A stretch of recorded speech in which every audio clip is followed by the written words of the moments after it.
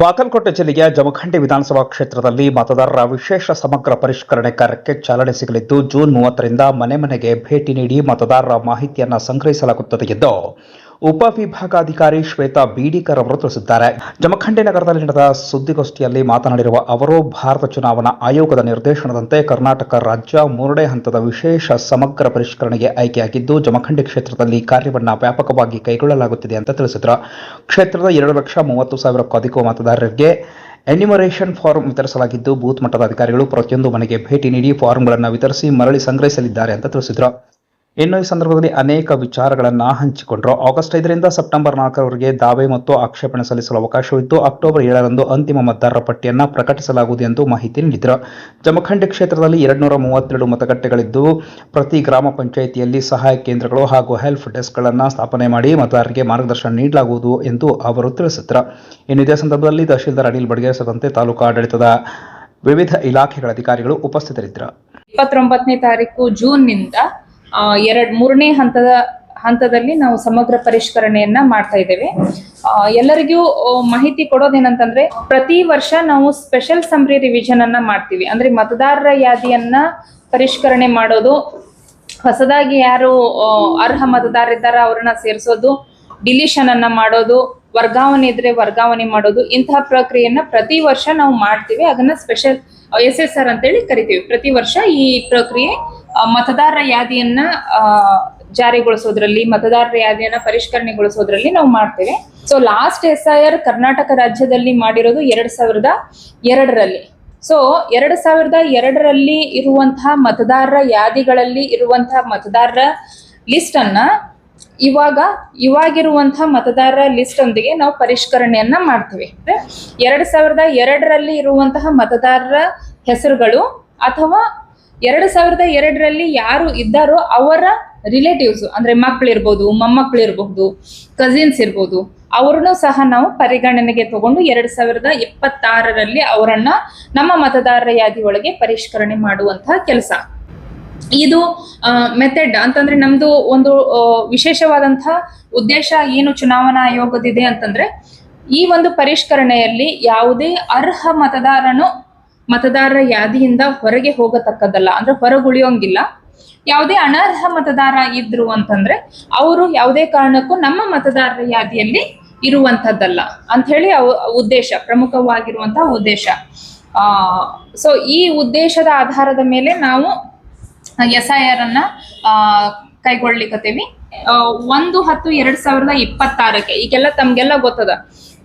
ಒಂದು 2 ವರ್ಷದ ಹಿಂದೆ ಕ್ವಾಲಿಫೈಯಿಂಗ್ ಡೇಟ್ ಫಾರ್ ಇದು ಯಾವ್ದಾದ್ರು ಮತದಾರ ತನ್ನ ಹೆಸರನ್ನ ನೋಂದಾವಣೆ ಮಾಡ್ಕೋಬೇಕು ಅಂತಂದ್ರೆ ಕೇವಲ ಒಂದು ಡೇಟ್ ಮಾತ್ರ ಇತ್ತು. ಜನವರಿ 1ನೇ ತಾರೀಕಿನ ನಂತರ ಯಾರು ಎಲಿಜಿಬಲ್ ಇದ್ದಾರೋ, ಯಾರು 18 ವರ್ಷ ಇದ್ದಾರೋ ಅವ್ರನ್ನೆಲ್ಲ ನಾವು ಸೇರಿಸ್ಕೊಂತಿದ್ವಿ. ಬಿಫೋರ್ ಈಗ 2 ವರ್ಷ ಅಂದ್ರೆ ಅಮೆಂಡ್ಮೆಂಟ್ ಆದ್ಮೇಲೆ ವರ್ಷದಲ್ಲಿ 4 ಕ್ವಾರ್ಟರ್ಗಳಿಗೆ ನಮಗೆ ಅರ್ಹ ಮತದಾರನ ಸೇರಿಸ್ಬೋದು. ಆ ಟೈಮಿಗೆ ಯಾರು 18 ವರ್ಷ ಎಲಿಜಿಬಲ್ ಆಗ್ತಾರೋ ಅವರನ್ನ ನಾವು ಆಟೋಮೆಟಿಕಲಿ ಸೇರಿಸ್ಕೊಂತೀವಿ.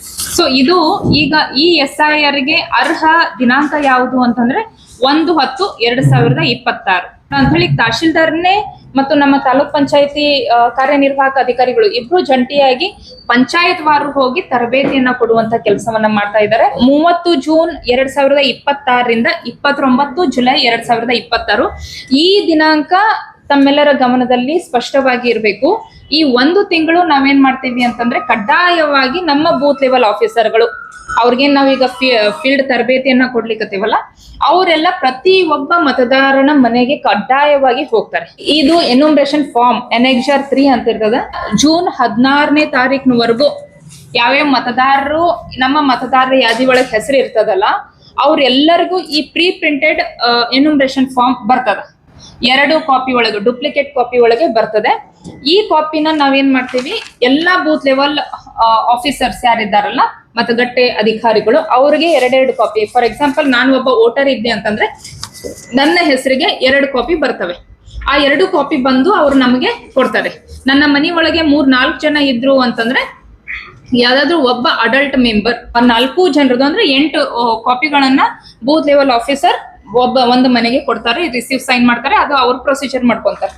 ಇಲ್ಲಿ ಬೂತ್ ಲೆವೆಲ್ ಆಫೀಸರ್ಗಳು ಕಡ್ಡಾಯವಾಗಿ ಯಾವ್ದಾದ್ರು ಮನೆ ಫಸ್ಟ್ ವಿಸಿಟ್ ಮಾಡಿದಾಗ ಕ್ಲೋಸ್ ಆಗಿತ್ತು ಅಂದ್ರೆ ಆ ಕ್ಲೋಸ್ ಆಗಿರುವಂತಹ ಮನೆಗೆ ಕಡ್ಡಾಯವಾಗಿ ಅವರು 3 ಸಲ ಹೋಗ್ಬೇಕು.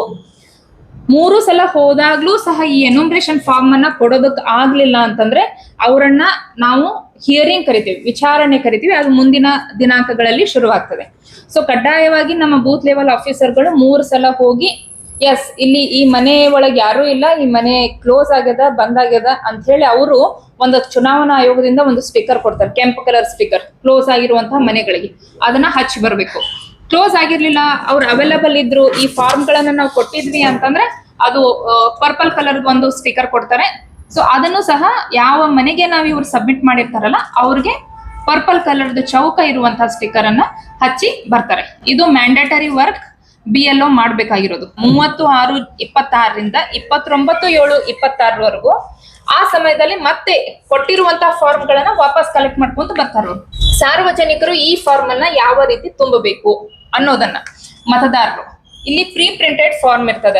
ಇಲ್ಲಿ electors name, EPIC address, serial number, part name, constituency ಹೆಸರು, QR ಕೋಡ್. ಪ್ರತಿ ಒಬ್ಬ ಮತದಾರನಿಗೂ ಅವನದೇ ಆದಂತಹ ಸಪರೇಟ್ QR ಕೋಡ್ ಅನ್ನ ಆಟೋಮೆಟಿಕ್ಲಿ ಜನರೇಟ್ ಆಗಿರ್ತದ. ಒಂದು ಫಾರ್ ಎಕ್ಸಾಂಪಲ್ ಮತದಾರನ ಹೆಸರು ಮಹದೇವ್ ಬಡಿಗೇರ್, ಆಮೇಲೆ ಭಾಗ ಸಂಖ್ಯೆ 103 ಸರ್ಕಾರಿ ಕನ್ನಡ ಶಾಲೆ ಚಿಕ್ಕಪಡಸಲಗಿ, ಕಾನ್ಸ್ಟಿಟ್ಯೂನ್ಸಿ ಚಮಕಂಡಿ. ಅವನ ಆಪ್ ಇದೇನದಲ್ಲ, ಆಪ್ ಒಳಗ್ ಈ QR ಕೋಡ್ ಸ್ಕ್ಯಾನ್ ಮಾಡಿದ್ವಿ ಅಂದ್ರ ಪಬ್ಲಿಕ್ಕಿಗೂ ಬರ್ತದ. ಸಾರ್ವಜನಿಕರು QR ಕೋಡ್ ಸ್ಕ್ಯಾನ್ ಮಾಡಿ ಫಿಲ್ಅಪ್ ಮಾಡ್ಕೋಬಹುದು. ಇಲ್ಲ ಅಂತಂದ್ರೆ ನಂತರದಲ್ಲಿ BLO ಈ QR ಕೋಡ್ ಅನ್ನ ಸ್ಕ್ಯಾನ್ ಮಾಡಿ ತನ್ನ ಆಪ್ ಒಳಗೆ ಹಾಕಿ ಇದೇನ್ ಫಾರ್ಮ್ ತುಂಬಿರ್ತಾರಲ್ಲ ಅದನ್ನ ಡೇಟಾ ಹಾಕ್ಬೇಕು. ಸೊ ಇಲ್ಲಿ ಆ ಮತದಾರನದು ಈಗ ಏನು ಫೋಟೋ ಕೊಟ್ಟಿರ್ತಾರಲ್ಲ ಅದ್ರ ಫೋಟೋ ಇರ್ತದ ಮತ್ತು ಇತ್ತೀಚಿನ ಭಾವಚಿತ್ರ ಲಗತ್ತಿಸಿ ಅಂತ ಹೇಳಿ ಒಂದು ಸ್ಪೇಸ್ ಬಿಟ್ಟಾರ. ಸೊ ಈ ಫಾರ್ಮ್ ಅನ್ನ ನಾವು ಎಕ್ಸಾಕ್ಟ್ಲಿ ಎಲ್ಲ ಮತದಾರರಿಗೆ ಕೊಡ್ತೀವಿ. ನಾವು ನಮ್ಮ BLOಗಳಿಗೆ ಗೈಡ್ ಮಾಡ್ತೀವಿ ಯಾವ ರೀತಿ ತುಂಬಬೇಕು ಅಂತ ಹೇಳಿ. ಇಲ್ಲ ಅಂದ್ರೂ BLO ಹೇಳ್ತಾರ, ಇಲ್ಲ ಅಂದ್ರೂ ಪ್ರತಿ ಗ್ರಾಮ ಪಂಚಾಯತಿ ಒಳಗೂ ಹೆಲ್ಪ್ ಡೆಸ್ಕ್ ಅನ್ನ ಇಟ್ಟಿರ್ತೀವಿ. ಪ್ರತಿ ಗ್ರಾಮಗಳಲ್ಲಿ ಒಂದೊಂದು ಅಂದ್ರೆ ಗ್ರಾಮ ಪಂಚಾಯತಿ ಹೆಡ್ ಕ್ವಾರ್ಟರ್ ಅಲ್ಲಿ ನಾವು ಫೆಸಿಲಿಟಿ ಸೆಂಟರ್ ಅನ್ನ ಇಟ್ಟಿರ್ತೀವಿ. ಪ್ರತಿ ಗ್ರಾಮಗಳಲ್ಲಿ ಹೆಲ್ಪ್ ಡೆಸ್ಕ್ ಅನ್ನ ಇಡ್ತೀವಿ. ದಯವಿಟ್ಟು ಈ ಕೆಲಸದಲ್ಲಿ ವಾಲಂಟಿಯರ್ ಆಗಿ ಯಾರಾದ್ರೂ ಹುಡುಗರು ನಾವು ಸಾರ್ವಜನಿಕರಿಗೆ ಮತದಾರರಿಗೆ ಈ ವಿಷಯವನ್ನ ತಿಳುವಳಿಕೆ ಮಾಡ್ಬೇಕು, ಈ ಫಾರ್ಮ್ ಅನ್ನ ಭರ್ತಿ ಮಾಡೋದಕ್ಕೆ ಮತದಾರರಿಗೆ ಹೆಲ್ಪ್ ಮಾಡ್ತೀವಿ ಅಂತ ಹೇಳಿ ಇರ್ರೆಸ್ಪೆಕ್ಟಿವ್ ಆಫ್ ಪಾರ್ಟೀಸ್, ರಾಜಕೀಯ ಪಕ್ಷಗಳನ್ನ ಹೊರತುಪಡಿಸಿ ಯಾರಾದ್ರೂ ಮುಂದೆ ಬಂದ್ರೆ ಅವರಿಗೆ ನಾವು ಅವಕಾಶ ಕೊಡ್ತೀವಿ, ಅದು ಸಮಸ್ಯೆ ಇಲ್ಲ. ಬೂತ್ ಲೆವೆಲ್ ಏಜೆಂಟ್ಗಳು ಸಹ ಈ ಫಾರ್ಮ್ ಗಳನ್ನ ಗೈಡ್ ಮಾಡ್ಬೋದು. ನಮ್ಮ ಮತದಾರರಿಗೆ ಯಾವ ರೀತಿ ತುಂಬಬಹುದು ಅಂತ ಹೇಳಿ ಗೈಡ್ ಮಾಡ್ಬೋದು. ನಮಗೆ ಮತದಾರರಿಗೆ ತೊಂದರೆ ಆಗೋದಂದ್ರ ನಾನು ಇಲ್ಲಿ ತುಂಬಬೇಕು ಅಂತ ಹೇಳಿ. ಸೊ ನಾನ್ ಕೇಳ್ಕೊಳ್ಳೋದೇನು ಮತದಾರರು ಎಲ್ಲರಿಗೂ ಅಂತಂದ್ರೆ 2002 ನಲ್ಲಿ ನಿಮ್ ಹೆಸರು ಇದ್ದಿರುವುದು ಖಚಿತ ಆಗಿತ್ತು ಅಂತಂದ್ರೆ ಬಲಗಡೆ ಭಾಗ ತುಂಬೋದು. 2002 ಅಲ್ಲಿ ನಿಮ್ಮ ತಂದೆ ತಾಯಿ, ನಿಮ್ಮ ಅಜ್ಜಂದಿರು, ನಿಮ್ಮ ಚಿಕ್ಕಪ್ಪಂದಿರು ಯಾವುದೇ ರಿಲೇಷನ್ ಇರ್ಲಿ ಅವರು ಮತದಾರರ ಯಾದಿ ಒಳಗಿದ್ರು ಅಂತಂದ್ರೆ ಅವರೆಲ್ಲರೂ ಈ ಭಾಗ ಎಡಗಡೆ ಭಾಗನ ತುಂಬೋದು. ಸೊ ಇಷ್ಟು. ಇದಾದ್ಮೇಲೆ ಕೆಳಗಿನ ಮಾಹಿತಿ ಏನದಲ್ಲ ಇದು ಪೂರ್ತಿ ಯಾರಿದ್ದಾರೋ ಅವ್ರದ್ದು ಮಾಹಿತಿ ಕೇಳ್ತಾರ ಅವರು. ಜನ್ಮ ದಿನಾಂಕ, ಆಧಾರ್ ಸಂಖ್ಯೆ, ಅದು ಆಧಾರ್ ಸಂಖ್ಯೆ ಇತ್ತು ಅಂದ್ರೆ ಅಷ್ಟೇ. ಮೊಬೈಲ್ ಸಂಖ್ಯೆ, ನಮ್ಮ ತಂದೆ ತಾಯಿ ಪೋಷಕರ ಹೆಸರು, ತಂದೆ ತಾಯಿ ಗುರುತಿನ ಚೀಟಿ ಒಂದ್ ವೇಳೆ ಇತ್ತು ಅಂತಂದ್ರೆ ಅಷ್ಟೇ. ತಾಯಿ ಹೆಸರು, ತಾಯಿ ಗುರುತಿನ ಚೀಟಿ, ಸಂಗಾತಿ ಸ್ಪೌಸ್ ಅಂದ್ರೆ ಗಂಡ ಹೆಂಡತಿ ಹೆಸರು, ಆ ಡೀಟೇಲ್ಸ್ ಕೇಳ್ತಾರೆ. ಅದಾದ್ಮೇಲೆ ಇಲ್ಲೇ ಸಹಿ ಮಾಡ್ಬೇಕಾಗ್ತದ. ಪ್ರತಿಯೊಬ್ಬ ಮತದಾರನು ಸಹಿ ಮಾಡ್ಬೇಕಾಗ್ತದ. ಇಲ್ಲ ಅಂತಂದ್ರೆ ಮತದಾರರ ಸಹಿ, ಎಡಗೈ ಹೆಬ್ಬೆರಳಿನ ಗುರುತು ಅಥವಾ ಕುಟುಂಬದ ಯಾವುದೇ ವಯಸ್ಕ ಸದಸ್ಯರ ಸಹಿ ಅಂತ 4 ಜನ ಇದ್ದೀವಿ ಅಂತಂದ್ರೆ ಎಲ್ಲರದು ಸೇರಿ ಒಬ್ರು ಹೆಡ್ ಆಫ್ ದಿ ಫ್ಯಾಮಿಲಿ ಯಾರಿದ್ದಾರೋ, ತಿಳುವಳಿಕೆ ಇರೋರು, 18+ ಆದವರು, ಅಡಲ್ಟ್ ಯಾರಿದ್ದಾರೋ ಅವ್ರು ಬರೀತಾರ.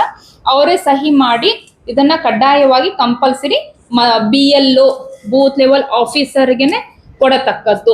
ಯಾವ ಮನೆಗಳು ಕ್ಲೋಸ್ ಆಗಿರ್ತವೆ ಅವುಗಳಿಗೆ ನಾವ್ ಏನ್ ಮಾಡ್ತೀವಿ, ಯಾವ ಫಾರ್ಮ್ ಅನ್ನ ನಾವು ಕೊಟ್ಟಿರೋದು ವಾಪಸ್ ಬರೋದಿಲ್ಲ, ಅಥವಾ ಯಾವ ಫಾರ್ಮು ಕೊಟ್ಟಿರ್ತೀವಿ ಅದನ್ನ ತುಂಬಲಾರದೆ ಹಂಗೆ ಕೊಟ್ಟಿರ್ತಾರೆ. 5/8/2026ರಿಂದ 4/9/2026 ಅಂತಹ ಮತದಾರರು ಯಾರ್ಯಾರು ಇದ್ದಾರಲ್ಲ, ನಮಗೆ ಟ್ರೇಸ್ ಔಟ್ ಆಗ್ಲಾರದ ಮತದಾರರು, ಅವ್ರಿಗೆ ನಾವು ವಿಚಾರಣೆಗೆ ನಮ್ಮ ಈ ಆಫೀಸ್ನಾಗೆ ಕರಿತೀವಿ.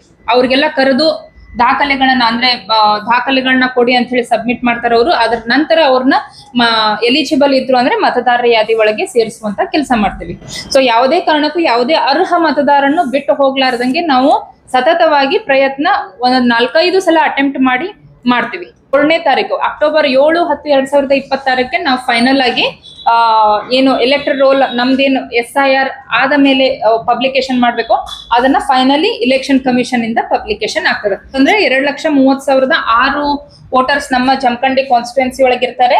232 ಪೋಲಿಂಗ್ ಸ್ಟೇಷನ್ ಗಳಿದಾವೆ. 232ಕ್ಕೆ 232 ಬೂತ್ ಲೆವೆಲ್ ಏಜೆಂಟ್ ಗಳಿದ್ದಾರೆ. ಆಮೇಲೆ ಪ್ರತಿ ಒಂದು 10 ಬೂತ್ ಲೆವೆಲ್ ಆಫೀಸರ್ ಗಳಿಗೆ 29 ಜನ ಬೂತ್ ಲೆವೆಲ್ ಬೂತ್ ಸೂಪರ್ವೈಸರ್ಸ್ ಇರ್ತಾರೆ. ಅಂದ್ರೆ 10 BLO ಗಳಿಗೆ ಒಬ್ಬೊಬ್ಬ ಸೂಪರ್ವೈಸರ್ ನ ನಾವು ನೇಮಕ ಮಾಡಿದ್ದೀವಿ. ಪ್ರತಿ ಗ್ರಾಮ ಪಂಚಾಯಿತಿ ಒಳಗೆ ಹೆಲ್ಪ್ ಡೆಸ್ಕ್ ಅನ್ನ ಮಾಡ್ತೀವಿ, ಫೆಸಿಲಿಟಿ ಸೆಂಟರ್ ಅನ್ನ ಮಾಡ್ತೀವಿ. ಪ್ರತಿ ಊರುಗಳಲ್ಲಿ ಹೆಲ್ಪ್ ಡೆಸ್ಕ್ ಅನ್ನ ಮಾಡೋದಕ್ಕೆ ನಾವು ಪ್ರಯತ್ನ ಮಾಡ್ಲಿಕ್ಕತ್ತೀವಿ, ಅದು ಸಹ ಸಕ್ಸಸ್ಫುಲ್ ಮಾಡ್ತೀವಿ. ಅಂಡ್ ಇಲ್ಲಿ ನಮ್ಮ ಜಮಖಂಡಿ ಸಿಟಿ ಒಳಗೆ 31 ವಾರ್ಡ್ಗಳಿದಾವೆ, 61 ಮತಗಟ್ಟೆಗಳಿದಾವೆ. ಅಲ್ಲಿ ವಾರ್ಡ್ ವಾರು ನಮಗೆ ಫೆಸಿಲಿಟಿ ಸೆಂಟರ್ ಅನ್ನ ಲೈಕ್ ಸುಮಾರು 20 ತನಕ ನಾವು ಮಾಡೋದಕ್ಕೆ ಪ್ಲಾನ್ ಆಸ್ ಆಫ್ ನಾವು ಟೆಂಟೇಟಿವ್ಲಿ ಮಾಡ್ಕೊಂಡಿದ್ದೀವಿ. ಇಲ್ಲಿಯೂ ಸಹ ಎಲ್ಲೆಲ್ಲಿ ಸ್ಲಮ್ ಏರಿಯಾ ಇರ್ಬೋದು, ಕಂಜೆಸ್ಟೆಡ್ ಓಣಿಗಳು ಎಲ್ಲೆಲ್ಲಿ ಇದ್ದಾವೋ ಅವುಗಳಲ್ಲಿಯೂ ಸಹ ಹೆಲ್ಪ್ ಡೆಸ್ಕ್ ಅನ್ನ ಮಾಡಿ ನಗರಸಭೆಯಿಂದ ಸಂಪೂರ್ಣವಾಗಿ ಮೇಲ್ವಿಚಾರಣೆ ಮಾಡಿ ಈ ಸಿಟಿಯನ್ನ ನಿಭಾಯಿಸ್ತೀವಿ.